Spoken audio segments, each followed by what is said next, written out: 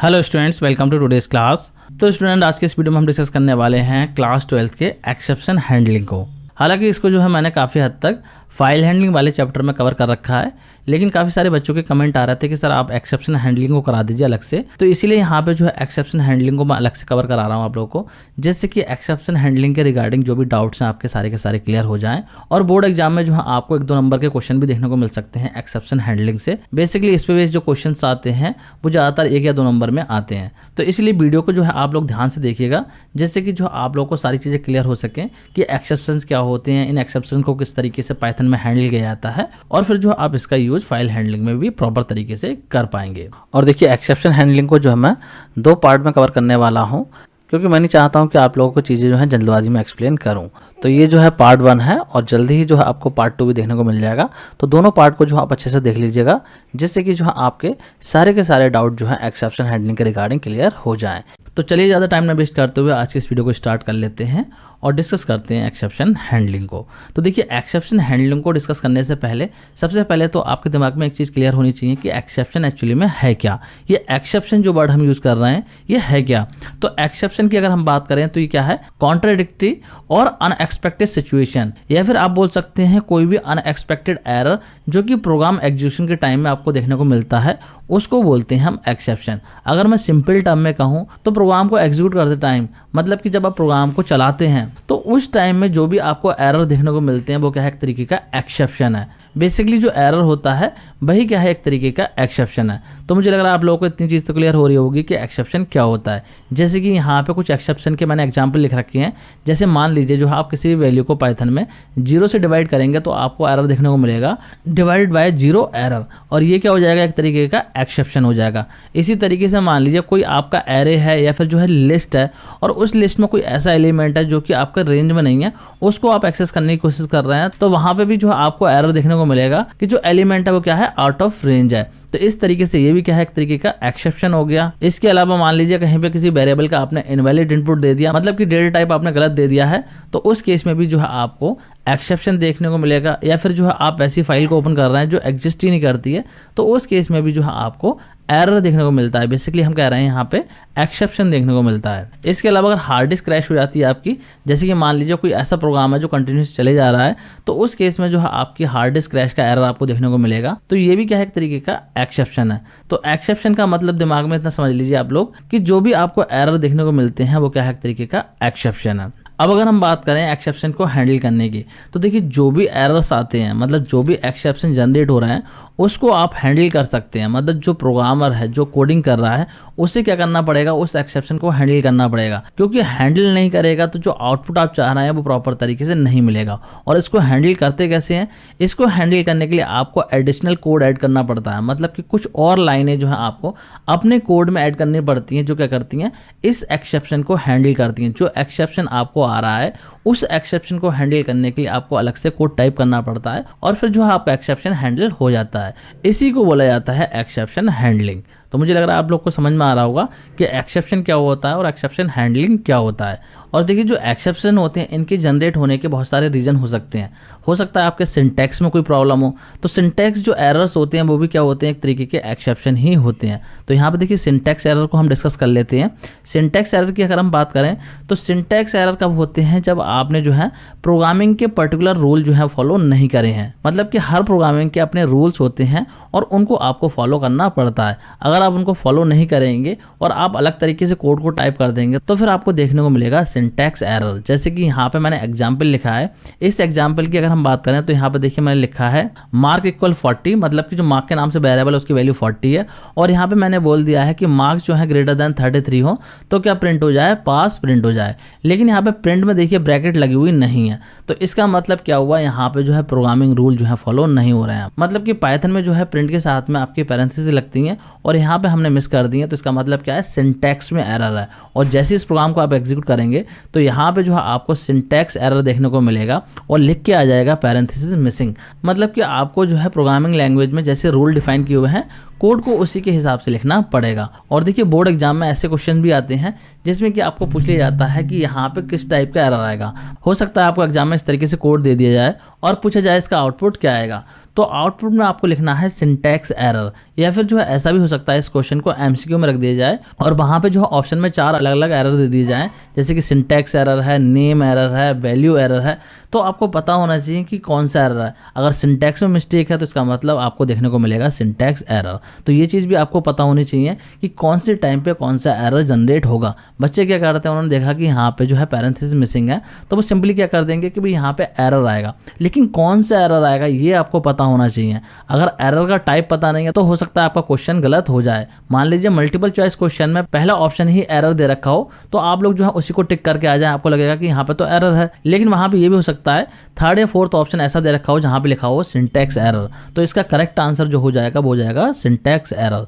जिस टाइप का एरर आपका आएगा वो उसी टाइप के एरर को आप लिखेंगे। तो प्रॉपर एरर के बारे में आपको पता होना बहुत ज़्यादा जरूरी है। तो मुझे लग रहा है यहाँ पे ये चीज़ क्लियर होगी आपको कि सिंटैक्स एरर क्या होता है। और ऑलरेडी मैंने आपको बता दिया कि सिंटैक्स एरर भी क्या है, एक तरीके का एक्सेप्शन है। अब देखिए बहुत सारे केसेस में ऐसा भी हो सकता है कि जो आपका प्रोग्राम है वो सिंटैक्टिकली बिल्कुल करेक्ट हो, मतलब कि जो एक्सप्रेशन आपने लिखा है, जो स्टेटमेंट लिखा है उसके सिंटैक्स में कोई भी एरर ना हो, वो बिल्कुल करेक्ट हो, लेकिन फिर भी जो है आपको एरर देखने को मिल सकता है, मतलब कि एक्सेप्शन देखने को मिल सकता है। तो ऐसे एक्सेप्शंस की या फिर एरर्स की अगर हम बात करें तो उसके एग्जाम्पल मैंने यहाँ पे लिखे हुए हैं, जैसे कि trying to open a file that does not exist. मान लो कि जो आपका सिंटैक्स है वो तो आपने करेक्ट लिख रखा है, फाइल को जैसे ओपन किया जाता है वैसे ही आपने लिख रखा है, लेकिन जो फाइल आप ओपन कर रहे हैं वो एग्जिस्ट ही नहीं करती है, तो उस केस में आपको क्या मिलेगा, एक्सेप्शन मिलेगा, एक एरर मिलेगा। इसके अलावा आपको जो है एक्सेप्शन तब भी देखने को मिल सकता है, कोई ऐसी वैल्यू है जिसको कि आप 0 से डिवाइड कर रहे हैं तो भी आपको एक्सेप्शन देखने को मिलेगा। हो सकता है आपका जो प्रोग्राम है वो सिंटैक्टिकली बिल्कुल करेक्ट हो, उसके सिंटैक्स में कोई भी एरर ना हो, लेकिन पाइथन में जो आप 0 से डिवीजन नहीं कर सकते, तो इसीलिए यहाँ पे भी आपको क्या मिलेगा, एक्सेप्शन देखने को मिलेगा। देखिए जब मैं एक्सेप्शन बोलूँ या एरर बोलूँ लगभग बात एक ही है, आप लोग जो है उसको समझ जाना। तो मुझे लग रहा है आप लोग को ये चीज़ क्लियर होगी कि आपका प्रोग्राम जो है सिंटैक्टिकली करेक्ट हो, मतलब कि उसके सिंटैक्स में कोई एरर नहीं है, लेकिन फिर भी आपको जो है एक्सेप्शन देखने को मिल सकते हैं, मतलब कि एरर देखने को मिल सकते हैं। और जो एरर आपको देखने को मिलेंगे तो उनकी वजह से क्या हो सकता है, जो आपका नॉर्मल एग्जीक्यूशन होगा प्रोग्राम का वो आपका जो है इंटरप्ट कर सकता है, मतलब कि प्रोग्राम को जिस तरीके से एग्जीक्यूट होना चाहिए, जो आउटपुट आना चाहिए, हो सकता है वो आउटपुट आपका ना आए। तो जब भी ऐसी कंडीशन बनेगी जहाँ पे कि आपका प्रोग्राम सिंटैक्टिकली करेक्ट है, उसके सिंटैक्स में कोई एरर नहीं है, लेकिन फिर भी जो है आपको एरर देखने को मिल रहा है, तो उसको क्या बोलेंगे, हम एक्सेप्शन बोलेंगे। और उसकी वजह से जो हमारे प्रोग्राम का एग्जीक्यूशन जो है इफेक्ट कर सकता है, जो आउटपुट आना चाहिए वो आउटपुट आपका हो सकता है ना आए। और देखिए लास्ट स्लाइड में मैं आपको ऑलरेडी बता चुका हूँ, जो सिंटैक्स एरर है वो भी क्या है, एक तरीके का एक्सेप्शन है। अब देखिए सिंटैक्स एरर तो आपके तभी आएंगे जब आपके सिंटैक्स में मिस्टेक होगी, मतलब कि आपने जो है कोड की टाइपिंग में मिस्टेक करी है, तब तो जो है आपको सिंटैक्स एरर देखने को मिलेगा। लेकिन इसके अलावा जो भी एक्सेप्शन आपको देखने को मिलते हैं या फिर जो भी एरर आपको देखने को मिलते हैं वो आपके उस केस में ही देखने को मिलते हैं जब आपका प्रोग्राम जो है वो सिंटैक्टिकली करेक्ट हो, मतलब कि प्रोग्राम में कोई भी सिंटैक्स वाला एरर नहीं है, लेकिन फिर भी जो है आपको एक्सेप्शन देखने को मिल सकता है। तो इन एक्सेप्शंस की अगर हम बात करें तो एक्सेप्शन जो है मेनली 2 टाइप्स के होते हैं। एक तो होते हैं आपके बिल्ट इन एक्सेप्शंस जो कि ऑलरेडी प्रीडिफाइन होते हैं कि कौन से केस में क्या एक्सेप्शन जनरेट होगा, मतलब कि पाइथन में ऑलरेडी डिफाइन कर दिया जाता है कि किस केस में कौन सा एरर या कौन सा एक्सेप्शन जो है जनरेट करना है। और दूसरे होते हैं यूजर डिफाइंड एक्सेप्शन जिसको कि आप खुद से जनरेट कर सकते हैं, मतलब कि ऐसी बहुत सारी सिचुएशन हो सकती हैं जहाँ पे कि हम खुद से एरर को जनरेट करना चाहें या खुद से एक्सेप्शन को जनरेट करना चाहें तो जनरेट कर सकते हैं। तो दोनों टाइप के एक्सेप्शंस को जो हम यहाँ पे डिस्कस करने वाले हैं। सबसे पहले हम डिस्कस करेंगे बिल्ट इन एक्सेप्शंस को। तो देखिए कॉमनली जो एक्सेप्शंस आपको देखने को मिलते हैं वो आपके डिफाइन किए हुए होते हैं कंपाइलर या फिर इंटरप्रेटर में, और इन एक्सेप्शंस को ही बोला जाता है बिल्ट इन एक्सेप्शन। तो पाइथन में बेसिकली होता क्या है, पाइथन के पास में जो है एक स्टैंडर्ड लाइब्रेरी होती है जिसमें कि कलेक्शन होता है बिल्ट इन एक्सेप्शंस का, जिनको कि बनाया जाता है डील करने के लिए कॉमनली एरर से। और इसमें जो आपको स्टैंडर्डाइज एक सॉल्यूशन प्रोवाइड किया जाता है एरर से डील करने के लिए। तो यहाँ पे जो हम कुछ कॉमनली बिल्ट इन एक्सेप्शंस को डिस्कस करने वाले हैं कि कौन कौन से जो है कॉमनली बिल्ट इन एक्सेप्शंस होते हैं और वो जो है आपको किन केसेस में देखने को मिलते हैं। तो यहाँ पे जो है बहुत ध्यान से समझना सारे एक्सेप्शंस को। तो यहाँ पे जो सबसे पहले मैं आपको ऑलरेडी बता चुका हूँ सिंटैक्स एरर होता है जो कि क्या है, एक तरीके का एक्सेप्शन है। तो इसको जो है दोबारा से एक्सप्लेन करने की मुझे लग रहा है आप लोगों को ज़रूरत नहीं है। जैसे कि मैंने आपको एग्जांपल में बताया था कि यहाँ पे पैरेंथेसिस मिसिंग है, तो आपको जो है एरर देखने को मिलेगा। और कैसा एरर देखने को मिलेगा, सिंटैक्स एरर देखने को मिलेगा। तो जब भी हमारे सिंटैक्स में एरर होता है, मतलब कि कोड में मिस्टेक होती है, तो उस केस में हमें सिंटैक्स एरर देखने को मिलता है। और सिंटैक्स एरर भी क्या है, एक तरीके का एक्सेप्शन है। तो इसको ऑलरेडी एक्सप्लेन कर चुका हूँ, ज़्यादा मैं यहाँ पे एक्सप्लेन नहीं कर रहा हूँ। अगले टाइप के एक्सेप्शन की अगर हम बात करें तो नेक्स्ट टाइप का जो एरर है या फिर एक्सेप्शन का है वो होता है वैल्यू एरर। और ये आपको किस सिचुएशन में देखने को मिलता है, तो देखिए ये जो वैल्यू एरर है वो आपको उस केस में देखने को मिलता है जब किसी आर्ग्यूमेंट के लिए मिसमैच जो है वैल्यू दी जाती है या फिर आप कह सकते हैं इनअप्रोप्रिएट वैल्यू वहाँ पे होती है, तो उस केस में जो आपको वैल्यू एरर देखने को मिलता है। इसको और क्लियरली यहाँ पे एग्जांपल की हेल्प से मैं आपको समझाता हूँ। देखिए यहाँ पे जो हमने ए नाम से एक वेरिएबल बनाया है और इसके अंदर जो हमने यूजर से इंटीजर टाइप की वैल्यू को इनपुट करवाया है। तो यहाँ पे जब प्रोग्राम को चलाया जाएगा तो यूजर को क्या करना है, इंटीजर टाइप की वैल्यू को एंटर करना है, क्योंकि यहाँ पे हमने लगा रखा है इंट फंक्शन और उसके बाद में इसको प्रिंट करा दिया है। लेकिन देखिए जब इस प्रोग्राम को चलाते हैं आप और उस टाइप में आप जो है इंटीजर वैल्यू ना टाइप करके यहाँ पे स्ट्रिंग वैल्यू दे दे, तो इस केस में क्या आएगा, वैल्यू एरर आपको देखने को मिलेगा। क्योंकि यहाँ पे जो ए वेरिएबल है इसका डेटा टाइप जो हमने इंटीजर डिफाइन कर रखा है, लेकिन जब हम वैल्यू टाइप कर रहे हैं तो यहाँ पे देखिए स्ट्रिंग टाइप की कर रहे हैं। मतलब कि जो 10 है वो डबल कोड में और डबल कोड और सिंगल कोड में जो वैल्यू देते हैं वो क्या होती है, स्ट्रिंग होती है। तो इस केस में जो है आपको वैल्यू एरर देखने को मिलेगा। यहाँ पे लिख के बता भी रहा है कि आपको कैसी वैल्यू एंटर करनी है, इंटीजर वैल्यू एंटर करनी है। तो मुझे लग रहा है आप लोग को समझ में आ रहा होगा कि वैल्यू एरर आपको किस केस में देखने को मिलता है। बेसिकली जब गलत डेटा टाइप की वैल्यू आप दे देते हैं तो उस केस में आपको वैल्यू एरर देखने को मिलता है। बात करते हैं अगले एरर की या फिर हम कह सकते हैं एक्सेप्शन की। तो नेक्स्ट जो एक्सेप्शन है that is zero division exception. और ये एक्सेप्शन देखने को कब मिलता है, तो ये एक्सेप्शन जो है आपको तब देखने को मिलता है जब आप क्या करते हैं, किसी भी वैल्यू को जो है जीरो से डिवाइड करते हैं। जैसे कि यहाँ पे आप लोग एग्जाम्पल में देख सकते हैं, मैंने यहाँ पे लिखा है 5 डिवाइड बाय 0। तो जब आप 0 से डिवाइड करते हैं किसी वैल्यू को तो आपको देखने को मिलेगा जीरो डिवीजन एरर। इस तरीके से जो है एरर आ जाएगा और लिख के आ जाएगा डिवीजन बाय 0। तो 0 से आप डिवीजन नहीं कर सकते, इसीलिए जो है आपको जीरो डिवीजन एरर देखने को मिलेगा। तो मुझे लग रहा है आप लोग को ये एक्सेप्शन भी क्लियर हो गया होगा कि जीरो डिवीजन एरर किस केस में देखने को मिलता है। बात करते हैं अगले एक्सेप्शन की जो कि है इंडेंटेशन एरर। और ये एरर आपको कब देखने को मिलता है, देखिए इंडेंटेशन एरर आपको तब देखने को मिलता है जब आपके प्रोग्राम में कहीं पे भी आपने गलत इंडेंटेशन दे रखा हो। मतलब कि जो आपका कोड है उसमें इंडेंटेशन सही नहीं हो रहा है, तो उस केस में आपको देखने को मिलेगा इंडेंटेशन एरर। जैसे कि एग्जाम्पल में यहाँ पर आप लोग देख सकते हैं, मैंने यहाँ पे एक ही नाम से एक वेरिएबल बनाया है जिसकी वैल्यू 10 है और उसके बाद में देखिए यहाँ पे इफ ब्लॉक को लगाया है और उसके बाद में देखिए यहाँ पे जो प्रिंट है, इस प्रिंट को आना चाहिए था इसकी बॉडी में। मतलब जो इफ ब्लॉक है उसकी बॉडी में आना था। आप लोगों को पता होगा कि जब भी हम ब्लॉक को डिफाइन करते हैं और जैसे एंटर प्रेस करते हैं तो उस केस में क्या होता है, थोड़ा सा जो है यहाँ पे स्पेस देखने को मिलता है, लेकिन इस प्रोग्राम के केस में देखिए यहाँ पे कोई भी स्पेस नहीं है, तो इसीलिए यहाँ पे क्या हो जाएगा, इंडेंटेशन एरर हो जाएगा। देखिए किसी को कंफ्यूजन हो रहा हो तो इसको चला के भी देख सकता है अपने प्रोग्राम में, तो वहाँ पे आपको एरर देखने को मिलेगा। तो देखिए मैं यहाँ पे चला के भी दिखा देता हूँ जिससे कि जो आपको ज़्यादा क्लैरिटी मिल पाए। इस कोड को जो मैं यहाँ से कॉपी कर ले रहा हूँ, ये कॉपी कर लिया। अब चलते हैं आइडियली में। तो यहाँ पे देखिए पाइथन के आइडियली में आ गए हैं और कोड को मैंने यहाँ पे पेस्ट कर दिया है। अब इसको सेव करता हूँ और आपको चला के दिखाता हूँ। नेम देता हूँ इसका 1.py, ये मैंने सेव कर दिया है। अब देखिए यहाँ पे रन करता हूँ तो आप लोग देख सकते हैं यहाँ पे इंडेंटेशन एरर देखने को मिल रहा है कि यहाँ पे जो है देखिए आपका इंडेंटेशन प्रॉपर नहीं है, इंडेंटेशन एरर ये आपको दे रहा है। और देखिए यहाँ पे जो है सिंटैक्स एरर भी लेके आ रहा है, क्योंकि ये जो है एक तरीके का सिंटैक्स एरर भी है, क्योंकि हमने जो है प्रोग्रामिंग रूल के अकॉर्डिंग कोड को नहीं लिखा है। तो एक तरीके से ये क्या है, सिंटैक्स एरर भी है। तो इस चीज़ का आप लोगों को ध्यान रखना है कि indentation error is a type of syntax error. और इसके अलावा देखिए जो पहले एक्सेप्शन मैंने बताया आपको, उनको भी मैं यहाँ पे दिखा रहा हूँ चला के। जैसे कि यहाँ पे मैं कर देता हूँ प्रिंट 5 डिवाइड बाय 0, तो देखिए आपको देखने को मिलेगा जीरो डिवीजन एरर। यहाँ पे आप लोग देख सकते हैं जीरो डिवीजन एरर आ रहा है। और वैल्यू एरर की अगर हम बात करें तो यहाँ पे देखिए मैं एक वेरिएबल डिफाइन कर देता हूँ, A equal int input enter any value और प्रिंट कर देता हूँ मैं यहाँ पे ए को। अब देखिए इस प्रोग्राम को चलाता हूँ मैं और यहाँ पे देखिए मैं टाइप कर देता हूँ स्ट्रिंग टाइप की वैल्यू, मैं कर देता हूँ 10 और एंटर करता हूँ। तो आप लोग यहाँ पे देख सकते हैं देखने को मिल रहा है वैल्यू एरर, क्योंकि वेरिएबल का जो टाइप है वो हमने डिफाइन करा है इंटीजर और वैल्यू वहाँ पे इनपुट करी है स्ट्रिंग टाइप की, तो इसीलिए आ रहा है वैल्यू एरर। तो मुझे लग रहा है आप लोग को समझ में आ गया होगा कि इंडेंटेशन एरर जो है आपको किस सिचुएशन में देखने को मिलता है। तो जब भी आपके कोड में जो है इंडेंटेशन मिस्टेक होगी तो वहाँ पे आपको इंडेंटेशन एरर देखने को मिलेगा। और ये क्या है, एक तरीके का एक्सेप्शन है। बात करते हैं यहाँ पे नेक्स्ट एक्सेप्शन की जो कि है नेम एरर। और नेम एरर आपको किस सिचुएशन में देखने को मिलेगा, नेम एरर आपको उस कंडीशन में देखने को मिलेगा जब आपने कोई भी लोकल या ग्लोबल वेरिएबल को डिफाइन नहीं कर रखा है और उसको एक्सेस करने की कोशिश कर रहे हैं, तो उस केस में आपको देखने को मिलेगा नेम एरर। सिंपल वे में हम कह सकते हैं कि जब हमने कोई वेरिएबल अपने प्रोग्राम में डिफाइन नहीं कर रखा है और उसको हम एक्सेस कर रहे हैं, तो ऐसे केस में जो है नेम एरर देखने को मिलता है। एग्जाम्पल के तौर पे यहाँ पे आप लोग देख सकते हैं मैंने लिखा है a इक्वल 10 और यहाँ पे देखिए मैं प्रिंट कर रहा रहा हूँ बी को, जबकि वेरिएबल किस नाम से है, ए नाम से, और मैं प्रिंट करवा रहा हूँ बी के नाम से। तो बी के नाम से यहाँ पे कोई भी वेरिएबल नहीं है, तो इस केस में क्या एरर देखने को मिलेगा, एरर देखने को मिल जाएगा नेम एरर। इसको प्रैक्टिकली चला के भी दिखा दे रहा हूँ मैं आप लोगों को। देखिए यहाँ पे करके दिखाता हूँ मैं आपको। तो यहाँ पे जो है मैं सिंपली कर देता हूँ 10 और इसके बाद में मैं यहाँ लिख देता हूँ बी, मतलब वेरिएबल का नेम चेंज कर रहा हूँ और रन करता हूँ इसको। तो यहाँ पे आप लोग देख सकते हैं नेम एरर आ रहा है और ये बोल रहा है बी जो है वो आपने डिफाइन नहीं कर रखा है। तो आई होप आप लोगों को क्लियर हो गया होगा कि नेम एरर आपको किस सिचुएशन में देखने को मिलता है। अब बात करते हैं अगले एक्सेप्शन की, जो कि है टाइप एरर।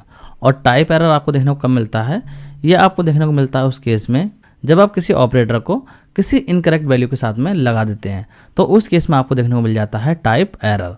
जैसे कि यहाँ पे एग्जाम्पल में आप लोग देख सकते हैं, मैंने यहाँ पे लिखा है 10 और 10 है स्ट्रिंग टाइप का, और उसके बाद में देखिए जो 5 लिखा है वो भी स्ट्रिंग टाइप का है, और इन दोनों के बीच में देखिए मैंने यहाँ पे लगा दिया है मल्टीप्लाई का साइन।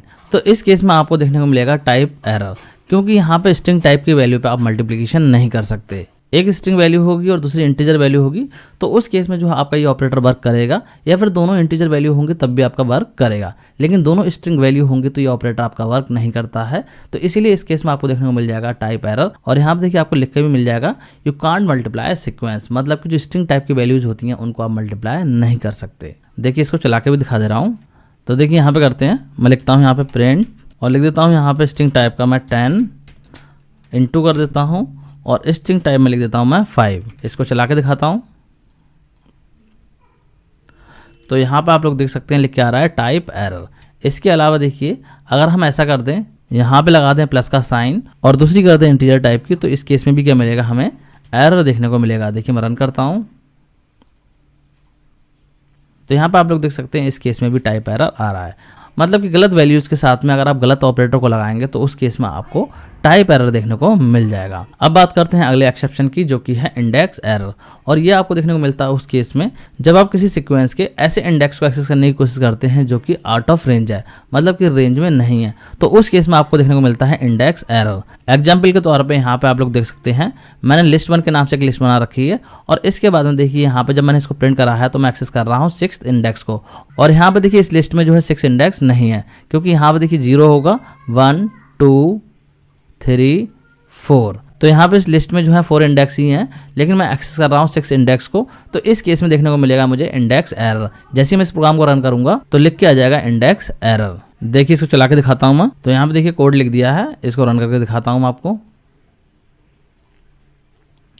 तो आप लोग देख सकते हैं यहाँ पे इंडेक्स एरर आ रहा है। इसके अलावा देखिए कोई भी सीक्वेंस हो यहाँ पे, अगर आप जो है उसके रेंज की बाहर की वैल्यू को एक्सेस करेंगे तो आपको इंडेक्स एरर ही देखने को मिलेगा। मान लीजिए मैं यहाँ डिफाइन कर दूँ स्ट्रिंग, मैं कर देता हूँ पाइथन, और यहाँ पे अगर हम बात करें इंडेक्स की तो कितने इंडेक्स हैं, 0 1 2 3 4 5 इंडेक्स तक की वैल्यू है, और यहाँ पे भी देखिए मैं 6 इंडेक्स को एक्सेस कर रहा हूँ तो एरर देखने को मिलेगा। आप लोग यहाँ पे देख सकते हैं इंडेक्स एरर देखने को मिल रहा है। तो मुझे लग रहा है आप लोगों को ये एक्सेप्शन भी क्लियर हो गया होगा कि इंडेक्स एरर जो है वो आपको किस कंडीशन में देखने को मिलता है। अब बात करते हैं अगले एक्सेप्शन की।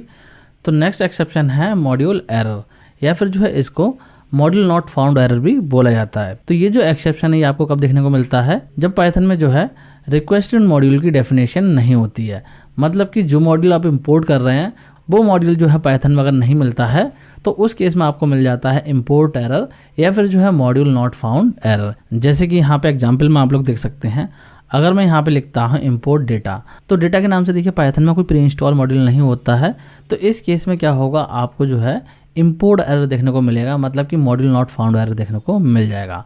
यहाँ पे आप लोग देख सकते हैं इस तरीके से लिख के आ रहा है मॉड्यूल नॉट फाउंड। इसको देखिए मैं चला के भी दिखाता हूँ। तो देखिए यहाँ पे जो है मैंने पाइथन की आईडीएल को खोल दिया है, और डायरेक्टली जो है मैं यहाँ पे इंटरेक्टिव मोड में ही जो है मॉड्यूल को इंपोर्ट करके दिखाता हूँ।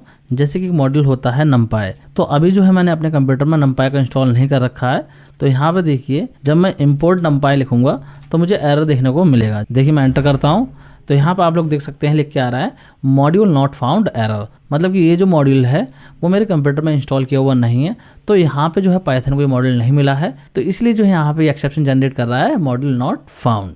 अब बात करते हैं अगले एक्सेप्शन की, जो कि है कीबोर्ड इंटरप्ट। और देखिए कीबोर्ड इंटरप्ट एक्सेप्शन आपको देखने को कब मिलता है, ये आपको देखने को मिलता है उस केस में जब जो है आपका प्रोग्राम चल रहा हो और उस केस में आप क्या कर देते हैं, हिट कर देते हैं डिलीट की या फिर एस्केप की, मतलब कि जो आपकी ESC की होती है, या फिर जो आप प्रेस करते हैं Ctrl+C। तो इस केस में जो आपको देखने को मिल जाएगा कीबोर्ड इंटरप्ट एरर। अगर सिंपल टर्म में हम बात करें कि जब आपका प्रोग्राम चल रहा है तो उस केस में आप जो है इनमें से कोई सी की प्रेस कर देंगे तो उस केस में आपको देखने को मिल जाएगा कीबोर्ड इंटरप्ट। और देखिए पाइथन के अलग अलग वर्जन में जो है अलग अलग की से जो है आपको कीबोर्ड इंटरप्ट देखने को मिलता है। जैसे कि यहाँ पे देखिए मैंने एग्जांपल लिखा है, यहाँ पे मैंने लूप लगाया है और इस कोड में जो लूप चल रहा है वो 4 टाइम चल रहा है। तो देखिए यहाँ पे जब प्रोग्राम चलेगा तो इस तरीके से देखिए 1 2 3 4 आएगा और यहाँ पे देखिए जब मैंने प्रेस करा है Ctrl+C तो आ गया है लिख के कीबोर्ड इंटरप्ट। या फिर जो आपके कंप्यूटर में डिलीट की या एस्केप की का यूज़ करने पे भी ये एरर आपको देखने को मिल सकता है। देखिए इसको जो है मैं आपको चला के भी दिखा देता हूँ। इसको जल्दी से मैं यहाँ से कॉपी कर लेता हूँ जिससे कि हमारा टाइम वेस्ट ना हो। तो यहाँ पे देखिए जो है मैंने कोड को पेस्ट कर दिया है और इसको सेव करके देखिए मैं रन करता हूँ।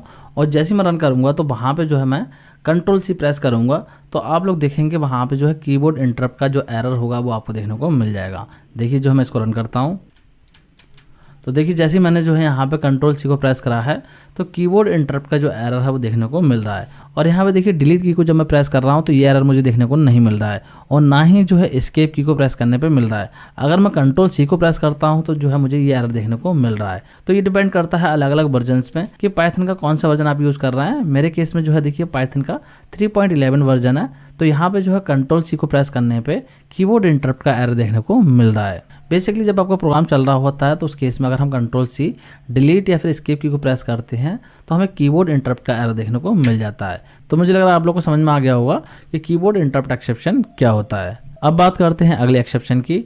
तो नेक्स्ट एक्सेप्शन जो है वो है आपका IO एरर और इसको जो फाइल नॉट फाउंड एरर भी बोला जाता है।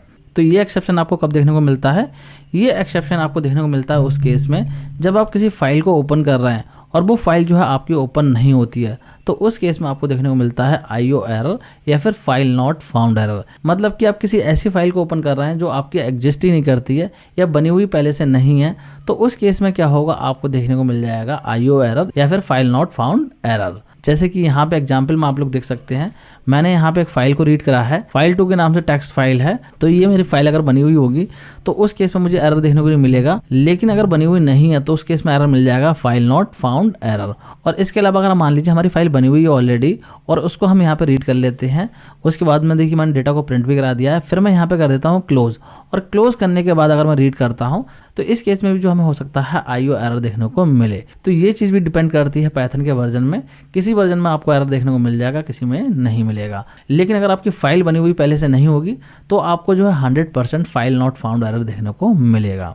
देखिए इसको जो है मैं आपको प्रैक्टिकली करके दिखाता हूँ। तो यहाँ पे देखिए उस कोड को मैंने लिख दिया है और यहाँ पे देखिए file2 को मैं जो है ओपन करने की कोशिश कर रहा हूँ और file2 के नाम से कोई भी टेक्स्ट फाइल मेरे कंप्यूटर में बनी हुई नहीं है। तो इस केस में जो है मुझे देखने को मिल जाएगा फाइल नॉट फाउंड एरर। देखिए यहाँ पे जो मैं इसको चलाता हूँ, जैसे देखिए मैंने रन करा है तो यहाँ पे लिख के आ गया है फाइल नॉट फाउंड एरर, मतलब कि जो फाइल है वो ऑलरेडी बनी हुई नहीं है। तो मुझे लग रहा है आप लोगों को ये एक्सेप्शन भी क्लियर हो गया होगा। अब बात करते हैं अगले एक्सेप्शन की। तो अगला एक्सेप्शन है ओवरफ्लो एरर और ये एक्सेप्शन आपको कब देखने को मिलता है, ये आपको देखने को मिलता है उस केस में जब किसी कैलकुलेशन का रिजल्ट जो है वो मैक्सिमम लिमिट से आगे चला जाए। मतलब कि जो न्यूमेरिक डेटा टाइप की वैल्यू होती हैं उसकी ऐसी कैलकुलेशन हो जाए जहाँ पे कि जो मैक्सिमम डेटा लिमिट है उससे आगे जो है कैलकुलेशन चली जाए। तो उस केस में आपको देखने को मिलेगा ओवरफ्लो एरर। जैसे कि यहाँ पे एग्जाम्पल में आप लोग देख सकते हैं, मैंने यहाँ पे जो है n के नाम से एक वेरिएबल लिया है और इसमें वैल्यू रखी है 8.0। फिर यहाँ पे देखिए लूप लगाया है और लूप को चला रहा हूँ मैं 100 टाइम्स और 100 टाइम चलाने पे क्या कर रहा हूँ, यहाँ पे जो n है इसकी पावर कैलकुलेट कर रहा हूँ। मतलब जो i की वैल्यू आए वो क्या हो जाए, n की पावर हो जाए और कैलकुलेट होने के बाद क्या हो जाए, n के पास चला जाए। मतलब कि यहाँ पे n में वैल्यू जो है नई वाली आ जाए और फिर जो है उस वैल्यू को यहाँ पे फाइनली हमने प्रिंट कर दिया। मतलब कि 100 टाइम चलने के बाद में जो फाइनल वैल्यू बनेगी पावर कैलकुलेट कर करके, तो वो फाइनल वैल्यू हमने यहाँ पे प्रिंट करी है। तो इस केस में क्या होगा, एक ऐसी वैल्यू बन जाएगी जो कि आपकी फ्लोट डेटा टाइप की रेंज से बाहर चली जाएगी। तो उस केस में आपको एरर देखने को मिल जाएगा ओवरफ्लो एरर। यहाँ पे आप लोग देख सकते हैं इस तरीके से एरर लिख के आएगा ओवरफ्लो एरर और यहाँ पे ये बताएगा भी रिजल्ट टू लार्ज। देखिए इसको मैं चला के भी दिखा देता हूँ, जल्दी से जो है इसको कॉपी कर लेता हूँ। ये मैंने कॉपी कर लिया, चलते हैं आइडियली में। देखिए यहाँ पे जो है उस कोड को मैं पेस्ट कर दे रहा हूँ, ये मैंने पेस्ट कर दिया है। अब इसको रन करते हैं। तो यहाँ पे देखिए लिख के आ गया है ओवरफ्लो एरर, मतलब कि जो रिजल्ट है वो आपका क्या है, बहुत ज़्यादा बड़ा हो रहा है। तो मुझे लग रहा है आप लोगों को ये एक्सेप्शन भी क्लियर हो गया होगा। अब बात करते हैं अगले एक्सेप्शन की, जो कि है EOF एरर, जिसको कि बोला जाता है एंड ऑफ फाइल एरर। और ये एरर आपको देखने को मिलता है, यही देखने को मिलता है उस केस में जब एंड ऑफ फाइल कंडीशन आपकी आ जाती है। मतलब कि आप जो है किसी फाइल को जो है रीड कर रहे हैं और वहाँ पे रीडिंग के टाइम पे एंड ऑफ फाइल की कंडीशन बनेगी, फाइल के एंड में जब वो पहुँचेगा तो उस केस में आपको देखने को मिलेगा एंड ऑफ फाइल एरर। जैसे कि यहाँ पे एग्जांपल में आप लोग देख सकते हैं, यहाँ पे जो है मैंने बाइनरी फाइल को जो है रीड करा है और रीड करने के बाद में देखिए मैंने यहाँ पे वाइल ट्रू लगाया है, मतलब कि मैंने जो है यहाँ पे इन्फिनाइट लूप को क्रिएट करा है और इसके बाद में लूप में मैं क्या कर रहा हूँ, डेटा को लोड कर रहा हूँ। बेसिकली जो मैं बाइनरी फाइल से रिकॉर्ड्स को रीड कर रहा हूँ और उनको जो है मैं प्रिंट करता जा रहा हूँ। लेकिन जितने भी रिकॉर्ड होंगे आपके बाइनरी फाइल में उनको तो ये रीड कर लेगा, लेकिन रीड होने के बाद में आपकी जो फाइल होगी वो एंड में पहुंच जाएगी, मतलब कि सारे रिकॉर्ड रीड हो जाएंगे। तो वहाँ पे आपको देखने को मिलेगा एंड ऑफ फाइल एरर, क्योंकि जो रीडिंग वाला कोड है वो पड़ा हुआ है लूप के अंदर, तो इसीलिए यहाँ पे देखने को मिलेगा आपको एंड ऑफ फाइल एरर। तो आपको जो है कुछ इस तरीके से एरर देखने को मिलेगा, लिख के आ जाएगा एंड ऑफ फाइल एरर। देखिए जो है मैं इसको चला के भी दिखा देता हूँ, इसको मैं कॉपी कर ले रहा हूँ और यहाँ पे देखिए जो कोड को पेस्ट कर रहा हूँ मैं, ये मैंने पेस्ट कर दिया है। तो यहाँ पे देखिए स्टूडेंट के नाम से जो है मैंने ऑलरेडी बाइनरी फाइल बना रखी है और इस बाइनरी फाइल के अंदर जो है 2 लिस्ट टाइप के ऑब्जेक्ट हैं। तो यहाँ पे देखिए मैं इसको रीड कर रहा हूँ, मैं रन करता हूँ। तो यहाँ पे देखिए जो रिकॉर्ड थे इसके अंदर, मतलब जो लिस्ट थी उसको इसने रीड कर लिया है और रीड करने के बाद में ये बाद में आपको एरर दे रहा है एंड ऑफ फाइल एरर। और इस चीज़ को जो है मैंने काफ़ी अच्छे से फाइल हैंडलिंग वाले चैप्टर में समझाया भी है। तो मुझे लग रहा है आप लोगों को ये एक्सेप्शन भी क्लियर हो गया होगा। तो ये जो हमने main built in exception discuss कर लिए हैं और आपको आइडिया लग गया होगा कि कौन सा जो एक्सेप्शन है वो किस केस में आपको देखने को मिलता है। एग्जाम में हो सकता है कि आपको इन एक्सेप्शन में से कोई एक आध क्वेश्चन देखने को मिल जाए, क्योंकि वहाँ पे कोड दिया हुआ हो सकता है और पूछा जा सकता है कि यहाँ पे कौन सा एक्सेप्शन जनरेट होगा। तो आप लोग को समझ में आ गया कि कौन से केस में कौन सा एक्सेप्शन आता है। जो मेन थे वो मैंने एक्सप्लेन कर दिए हैं। अब हम बात करेंगे यूजर डिफाइंड एक्सेप्शन के बारे में। तो देखिए प्रोग्रामर अगर चाहें तो क्रिएट कर सकता है एक कस्टम एक्सेप्शन को। एक्सेप्शन मतलब सिंपल वे में एक एरर को जनरेट कर सकता है। अगर प्रोग्रामर चाहे तो अपनी रिक्वायरमेंट के अकॉर्डिंग कहीं पे भी प्रोग्राम में एक एरर जनरेट करा सकता है, एक एक्सेप्शन जनरेट करा सकता है। और ये जो एरर जनरेट कराएगा या फिर जो एक्सेप्शन जनरेट कराएगा, इसी को बोला जाता है यूजर डिफाइंड एक्सेप्शन। मतलब कि जब यूजर खुद से डिफाइन करता है कि उसे जो है एक्सेप्शन को जनरेट करना है किसी कंडीशन पे, तो उस एरर को या फिर उस एक्सेप्शन को बोला जाता है यूजर डिफाइंड एक्सेप्शन। और इसको जनरेट कैसे करते हैं, तो प्रोग्रामर जो है इसको फोर्सफुली जनरेट कर सकता है रेज और असर्ट स्टेटमेंट की हेल्प से। पाइथन में जो है ये 2 स्टेटमेंट होते हैं जिनकी हेल्प से आप क्या कर सकते हैं, कोई भी एक्सेप्शन को रेज कर सकते हैं, मतलब कि एक्सेप्शन क्रिएट कर सकते हैं मैनुअली। तो जब भी आप एक्सेप्शन क्रिएट करते हैं मैनुअली, तो उसके बाद होता क्या है, जो भी स्टेटमेंट दे रखे होंगे उस एक्सेप्शन के बाद में, मतलब जहाँ पे भी आपने एक्सेप्शन को क्रिएट करा है उसके बाद का जो कोड ऑफ लॉग होगा, जो भी आपने कोड लिख रखा होगा, वो आपका एग्जीक्यूट नहीं होगा अगर जो है वो एक्सेप्शन आपका जनरेट होता है। तो उस केस में उसके बाद के जो स्टेटमेंट होते हैं वो एग्जीक्यूट नहीं होते हैं। तो चलिए बात करते हैं किस तरीके से हम रेज स्टेटमेंट का यूज़ करके जो है एक्सेप्शन को जनरेट कर सकते हैं। तो रेज स्टेटमेंट की हेल्प से आप क्या करा सकते हैं, एक एक्सेप्शन को जनरेट कर सकते हैं या फिर आप कर सकते हैं किसी भी एक्सेप्शन को पाइथन की हेल्प से थ्रो करा सकते हैं। जैसे कि यहाँ पे एग्जांपल में देखिए मैंने क्या करा है, एक प्रोग्राम लिखा है और इसमें देखिए मैंने क्या करा है, नंबर्स के नाम से एक लिस्ट है, फिर यहाँ पे n की वैल्यू 10 है, फिर मैंने यहाँ पे कंडीशन लगाई है if n greater than length of number. मतलब कि यहाँ पे जो नंबर्स वाली लिस्ट है, इस लिस्ट की जो लेंथ है और इसकी लेंथ क्या होगी 1 2 3 4, मतलब कि इसकी लेंथ हो जाएगी 4, तो यहाँ पे बेसिकली आ जाएगा 4। तो यहाँ पे हो जा रहा है कि n की वैल्यू जो है वो आपकी ग्रेटर देन है 4 से। तो उस केस में क्या करो, रेज करो वैल्यू एरर। यहाँ पे एरर हमने बता दिया है कि कौन सा एरर रेज करना है, वैल्यू एरर रेज करना है। जो एरर आप देंगे कि एरर रेज हो, वही आपका एरर रेज हो जाएगा ये कंडीशन के ट्रू होने पे। तो यहाँ पे देखिए n की वैल्यू 10 है, तो n जो है क्या है, ग्रेटर देन है किससे, 4 से। तो इस केस में आपको एरर देखने को मिल जाएगा। और इसके बाद में यहाँ पे देखिए जो स्टेटमेंट दे रखा है ये आपका एग्जीक्यूट नहीं होगा। जैसी एरर रेज होगा फिर जो आगे के स्टेटमेंट होते हैं वो आपके एग्जीक्यूट नहीं होते हैं। तो यहाँ पे आप लोग देख सकते हैं आउटपुट में जो है वो आपको इस तरीके से लिखा हुआ मिल जाएगा, रेज वैल्यू एरर। मतलब कि जो एक्सेप्शन आपने लगाया वो लिख के आएगा पहले, और फिर जो आपने बोला है कि कौन सा एक्सेप्शन जनरेट हो, वो एक्सेप्शन जनरेट होके आ जाएगा। कि आपने बोला है कौन सा एक्सेप्शन जनरेट हो, एक्सेप्शन जनरेट हो वैल्यू एरर, तो वो एरर आपको यहाँ पे देखने को मिल रहा है। तो चलिए इसको मैं आपको चला के भी दिखा देता हूँ। जल्दी से जो है मैं इस कोड को कॉपी कर लेता हूँ, जिससे कि जो हमारा टाइम वेस्ट ना हो। ये कॉपी कर लिया है, अब चलते हैं आइडियली में। तो देखिए यहाँ पे जो है मैं पेस्ट कर देता हूँ, ये मैंने पेस्ट कर दिया है। इसको कंट्रोल ऐसे सेव करके रन करके दिखाता हूँ।